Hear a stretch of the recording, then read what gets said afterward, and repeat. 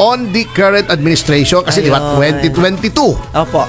nanalo si Pangulong Marcos. Opo.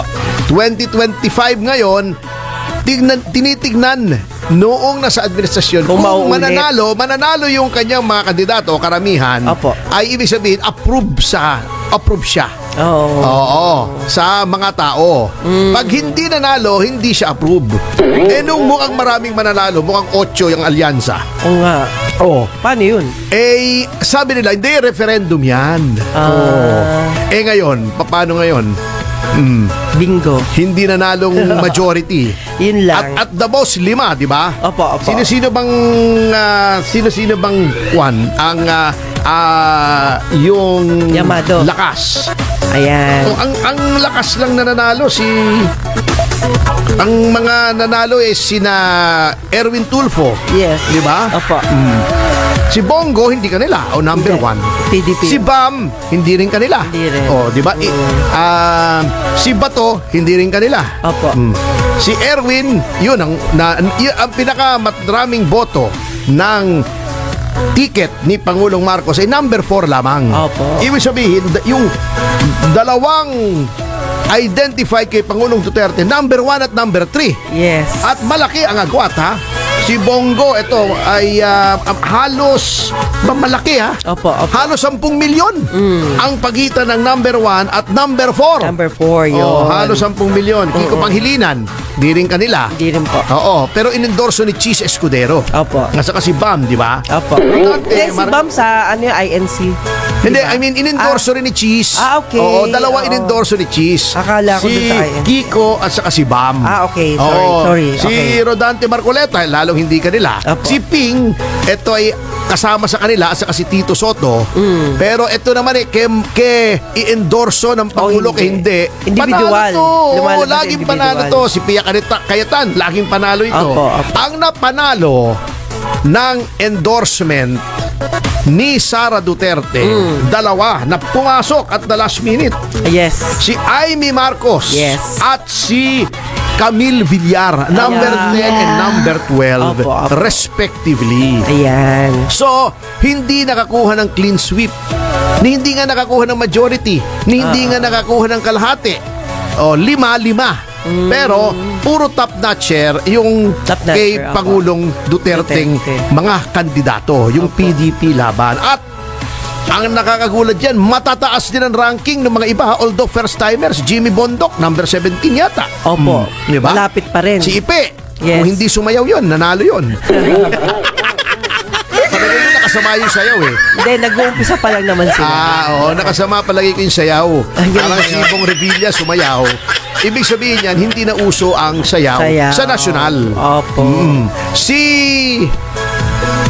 Si Jinky Luistro sumayaw. Sa nga ng sayaw Parang palakang hinahabol para gawing dun sa Pampanga para iluto. Nanalo, yan. Nanalo. Pero sa national, yung mga sumayaw, nangamote. Si Harry Roque yata sumayaw din di ba? Kailan ba sumayaw si Harry Roque? Nung last time. 2019, di ba? Hindi na nanalo. Ayun na. Si Jojo Binay sumayaw, di ba? Kasama si Alma Moreno, yung presidential, di din nanalo. Sayang lang si Abby Binay, no? Si Abby Binay, kasama rin nila, natalo rin. Si Bong Revilla, natalo rin. Opo. Si Juan Nangamote, number 24. Si Tolentino. Naputol yung kanyang paninilbihan. Ito, sayang din. Si Benhar Abalos, ganun din. Opo. Anong nangyari sa kanya? Abalost. Abalost. Ayan. Natalo. Abalost. Pero syempre dapat kahit na mawala sila sa linya ng politika, tumulong pa rin sila. Pero ito ang maling mga analysis. Opo.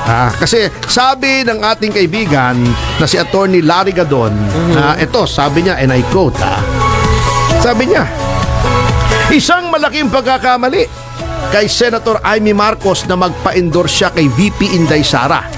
Dahil ito ay isang kiss of death, gayon din si Camille Villar, dahil wala naman talagang tao ang mga Duterte. Anyari. Galit na sila. mukhang Bumaliktad. this statement did not age well. Ayun. Kumbaga, sabi ng mga di ba? Sabi ng mga millennials, this did not age well.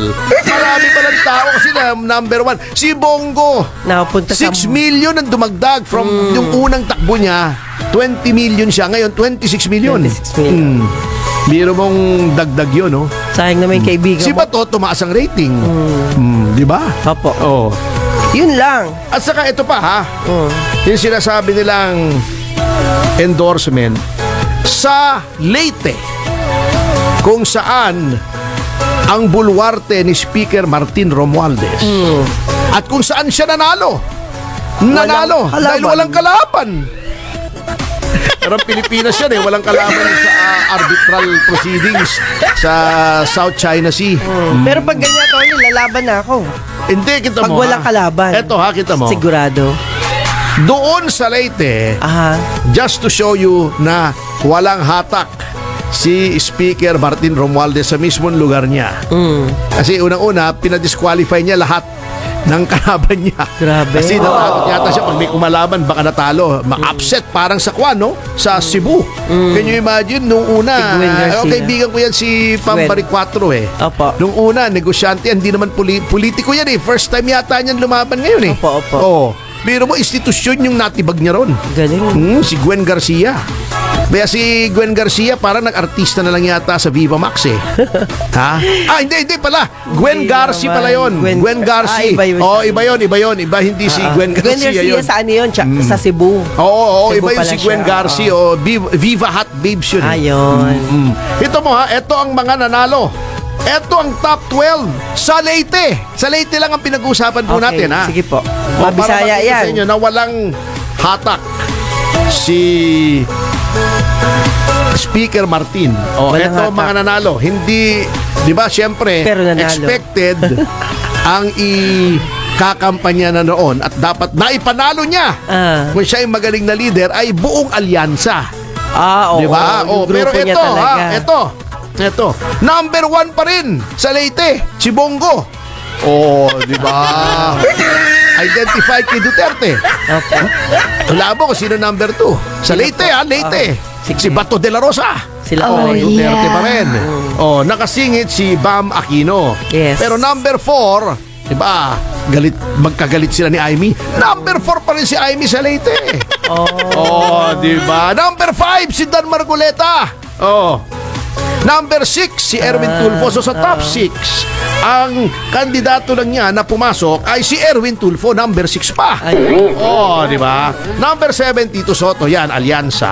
Number 8 Camille Villar, inendorso ni Sara. Dati yan matatalo na Opo. Inendorso ni Sara, nanalo. Di ba? Number 9 Ping Lacson, number 9 lang si Ping, alyansa. Number 10 lang si Benhar. Number 11 pa si Jimmy Bondoc, first timer, Wow. Mas marami pang boto ni Jimmy Bondoc sa Leyte kaysa kay Pia Cayetano. Di ba? Opo. Ibig sabihin, walang hatak. Si Spekir. Wala siyang hinatak. Walang Sayang. hinatak. Ewan ko yung batak iba naman yun. Pero wala akong sinasabi Wala akong sinasabi. Batak sa Ilocos Norte yun, di ba? Ilocos Norte. Batak. Taga roon si Pangulong Marcos, di ba? Opo, Sa opo. Batak. Si Jay Tariela naman, ang balita ko, taga Sarat. Ilocos Norte. Di ba may Sarat sa Ilocos Norte? Kayo naman, Ikaw talaga. Hindi, balita ko lang, hindi ko alam kung totoo na siya ay taga Sarat. Yan. Ilocos Norte. Talaga naman. Ay, congratulations nga pala kay dating Pangulong Gloria Macapagal Arroyo na Yes. proklama na. Opo. Congratulations. 227,254 votes. Siyempre, katulad ng sinabi ko, nanalo rin yung kaibigan natin sa Cebu, si Governor-elect Pam Baricquatro. Salamat din na Governor Pam sa inyong pasasalamat. Pwede ba yun? Salamat sa iyong pasasalamat. Kasi nagpasalamat na siya, sabi niya, thank you for your support. In English, likewise. Likewise. Yan. At yun nga, di ba, noon nagkomento tayo roon na kaya pala ayaw isuspinde si Governor Gwen. Oo, dahil darating sila. Oo, darating pala, endorse ni Yung grupo Governor nila, Gwen. opo. Pero yung iba, basta hindi kakampi, suspendido agad. Yun ang kakamutihan. O yan. Akala nila kasi hindi mapapansin yan ng mga tao. Yung mga pinaggagawa nilang yan. O yan. Talino na botante ngayon. Ngayon, eto pa, no? Ako natatawa eh.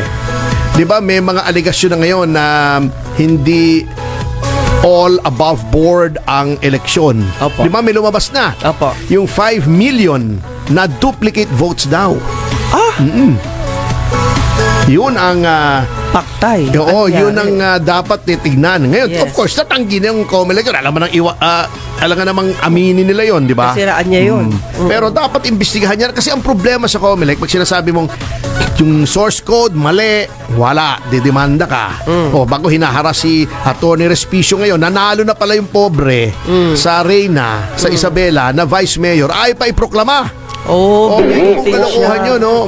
Pero marami naman na may disqualification, pinroklama naman. Oo nga.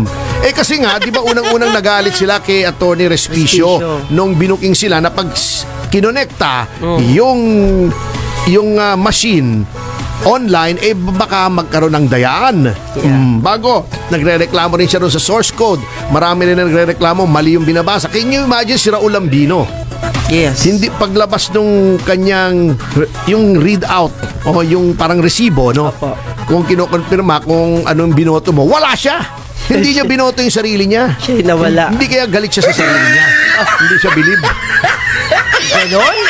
Ngayon, eto pa, naggagaslight na yung ibang mga tao. Kasi sabi nila, bakit lumabas si Bam at saka si Kiko? Wala naman sa survey, lahat ng survey wala. Alam mo, sinasabi, mali daw yung survey. Haller.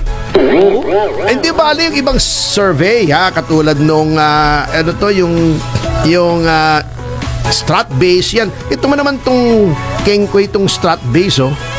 Ha? Yung sinasabi nila. Kasi ina-analyze nila yung pagpasok ni Bam sa ni Kiko. Sabi nila, ang sinasabi nila, mali daw ang survey. Yung Pulse Asia at saka kasing Social Weather Station at saka yung Publicus, consistent yan, tama ang nape-predict. Although hindi official yan, hindi binding yan, syempre. Yes. Oo. Yung mga hindi masyadong credible na mga survey company, Opo. katulad ng Stratbase, nagkomento pa yung hepe. Hala. Sabi, hindi, kaya yan si Bam nanalo dahil gusto ng mga tao yung accountability, transparency. Bakit ka magko-comment ng merits ng isang kandidato? Di bias ka na. Sino pang maniniwala sa yung survey firm, di ba? King Kuy ang ginagawa talaga eh. Kaya, alam mo, wala akong ebidensya, inaamin ko naman. Kanya lang, ha?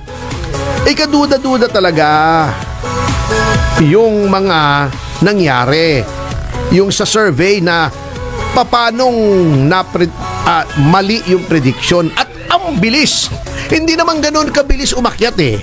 Siguro kung number 10, number 11 si Bam, Kiko, kasi ang layo nila dati, biglang nag-jump. Di ba? Eto lang doon na lang ang nakakatawa eh. Nagko-comment pa yung ibang mga, alam mo, sasabihin mo na lang siguro baka bumulusok yung kanilang popularidad.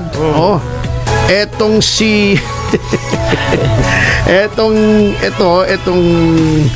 etong isang strat base na president, si Dindo Manhit, meron pa siyang pinuri pa niya yung kandidato na nawawala yung impartiality ng kanyang company, yung strat base. Sinabi pa, their impressive return to the political stage defied early pre-election surveys. And their resurgence carries a powerful message from the Filipino people, a renewed demand for accountability, human rights, and reform-oriented leadership. Paano mo nasabi yun? Naghaka-haka si Manhit ano? Kengkoy? Baka A1 yan. Oo, A1, ewan ko sa kanya. Wala namang hindi ng message. Napaka-complex yung message para malaman mo ng survey lang na nanalo. Ang klarong message ay yung pagkapanalo. Very strong showing ng mga kandidato Yes. na either identified kay Pangulong Duterte at pagkatalo ng mga taong umapi kay Pangulong Duterte katulad ni Benny Abante. Opo. Di ba? Natalo. Di ba? O. Tawag daw dyan eh. Yung riders, yung one rider, ang laki ng nabawas ng boto. Kawawa yun, sayang. Yung Gabriela, ang laki ng nabawas na boto. Ewan ko kung papasok. Yung kabataan, sa mga left-leaning na mga grupo, isa lang ang maraming boto, yung Akbayan lamang. Okay, Bago, Akbayan. pangalawa, eto namang Duterte Youth, dalawang eleksyon na ito, ay isang representative. Ngayon, number 2, 3 seats. Galing. O, yung Duterte Youth dahil tagapagtanggol to ni Pangulong Duterte.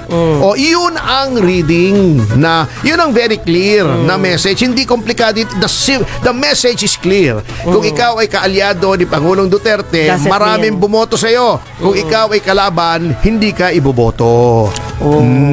Yan. O, yun ang clear. Etong mga ganitong napaka-complex. Ito, meron pa. Kala mo, press release tong si Manhit eh. Kala mo siya yung PR nitong sina Aquino at Pangilinan, no? Sabi pa, former Senator Aquino and Pangilinan, long recognized for their unwavering advocacy for transparency, good governance, and social justice, offered clear and resonant platforms that address the pressing needs of the electorate.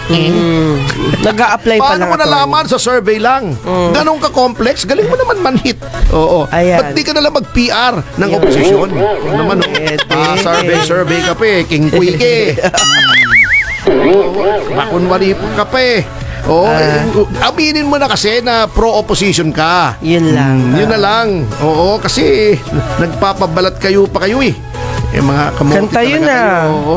Balat kayo. Balat kayo pala ang pag-ibig mo. Oh, yeah. Na natubog lang sa ginto. Oh, yeah. Ituloy mo. Anthony Castelo.